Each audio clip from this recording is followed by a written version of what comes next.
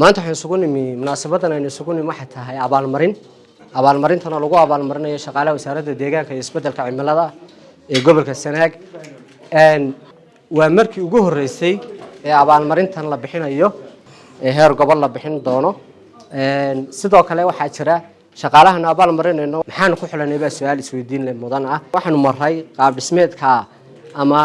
procedure-ka loo maro dhinaca performance-ga habraacyada dhinaca performance-ga ee hay'adda shaqaalaha ee madaxweynaha Soomaaliland ansixiyay ayaan u maray ansixinta shaqaalaha ama performance-gooda iyo sidaan u kala xulanay inta badan waxa jira saddex qaab oo la maro marka la abaalmarinayo shaqaalaha ama la xulanayo saddexda qaab waxay kala yihiin qofka wixii loo diray loo xil saaray ama plan activity-ga iyo outcome-ka wixii ka soo baxay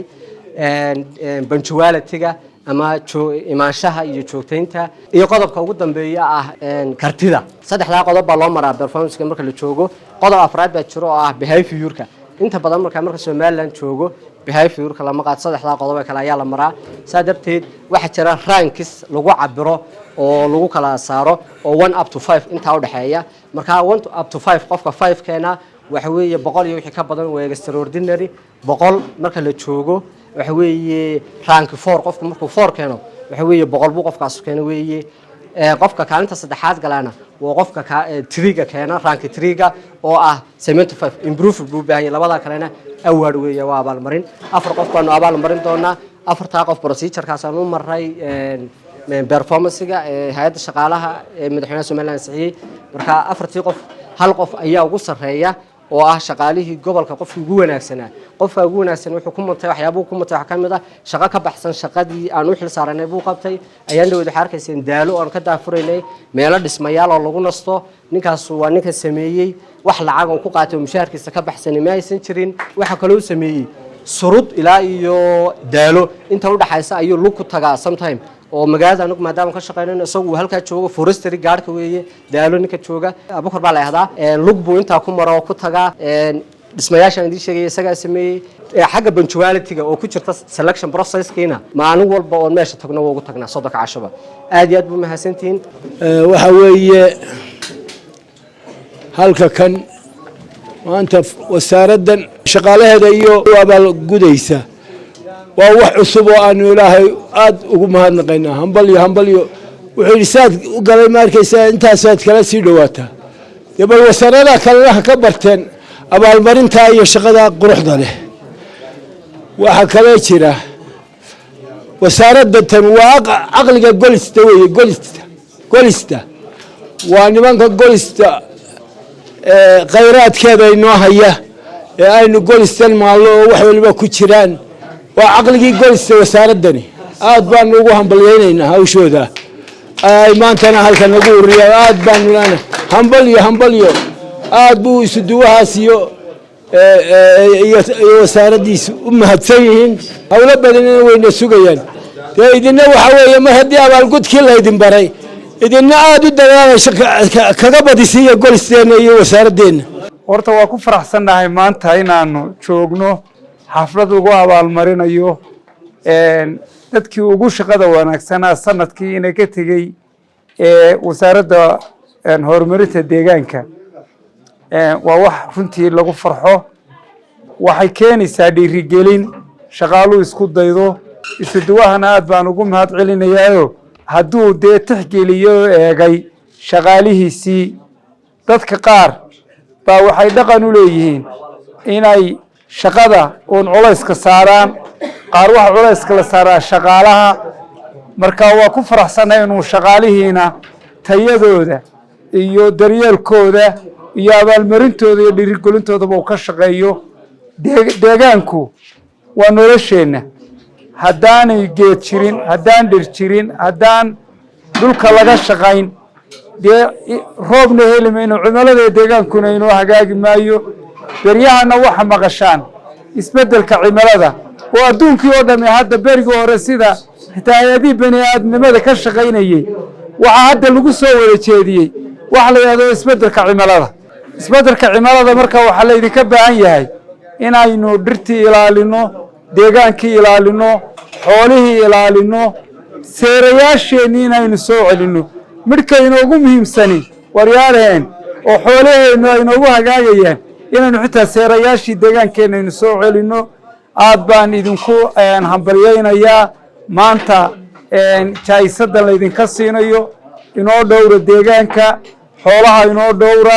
dhaqankeenni soo celiya bahal qaad la yidhaahdaa ummaddeennii waalae warba bahalkaana wacyigelin aynu ku samayno oo xoolihii baa la dayacay deegaankii baa la dayacay dhirtiiba waxaa loo gubayaa in qaad laga helo warba bahalkaa laftiisu wayna wareeriyeen dhallinyaradaynu ka wacyigelino naf iyo maal iyo hantiba inooma wanaagsana caafimaadka uma wanaagsana isagana bahalkaasna aynu iska moosno haddii alla ka dhigo dee deegaankeenna aynu ilaashano waxaa jira mashaariic fara badan oo ka shaqeeya isbeddelka cimilada oo hadda caalamkii oo dhami waxa weeye qayladhaanta caalamka jirta waxa weeye wax la yidhaaho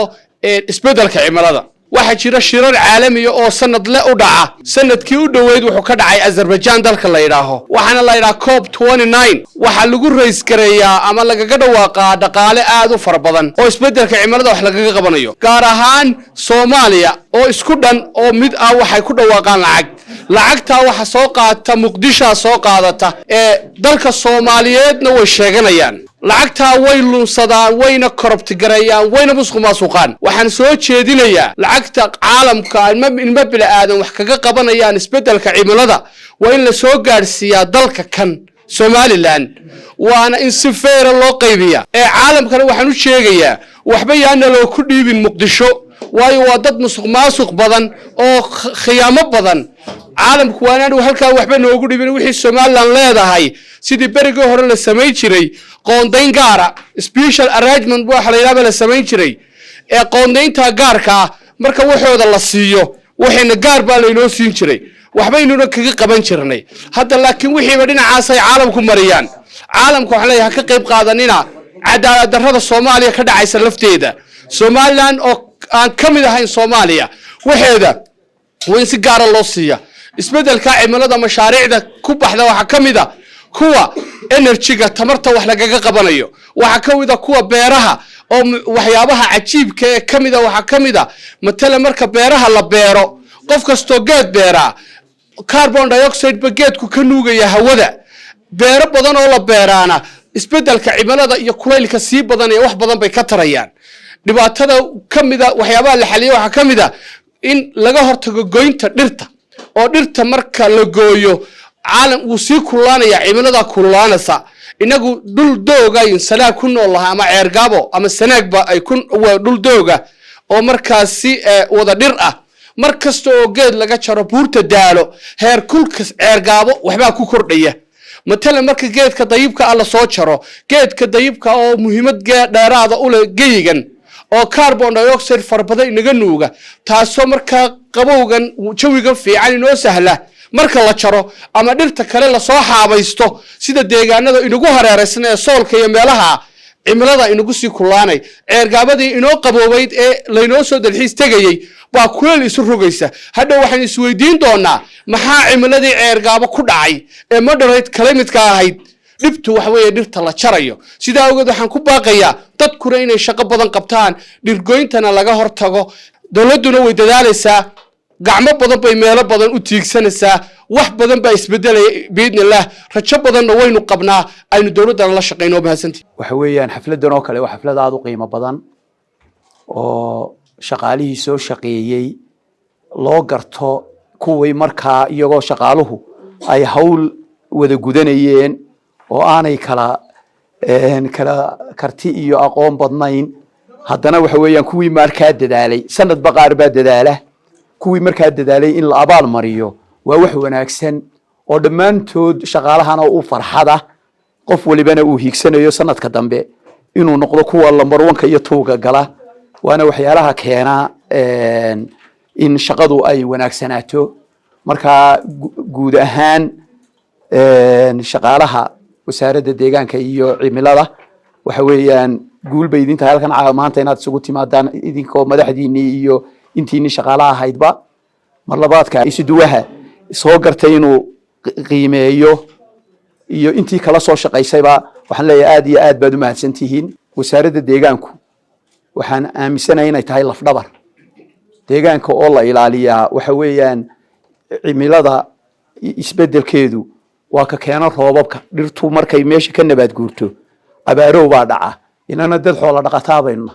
haddii roobabku inagu yaraadaan waxyaalaha sababta ugu horeysa ee ugu weyn waxa weeye marka dhirtu guurto ay nabaad guurto cimiladoo dhan baa isbedelaysa kulayl baa imanaya roobabka yaraanaya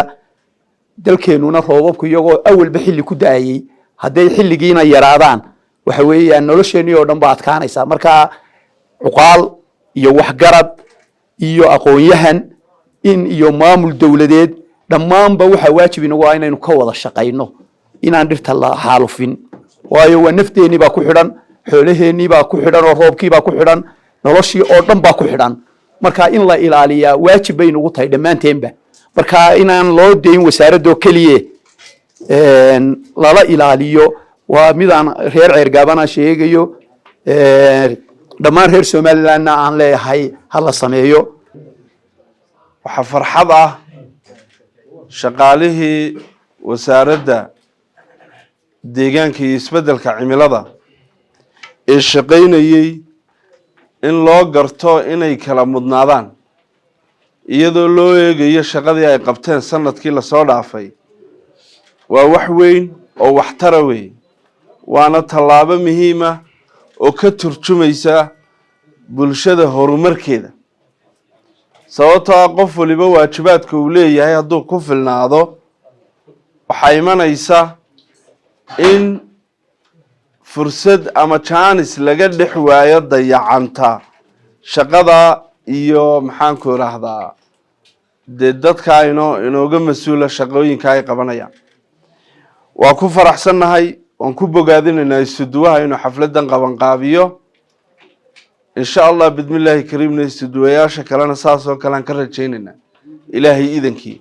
aad iyo aad baa mar labaad iyo mar saddexaad ba u mahadsantihiin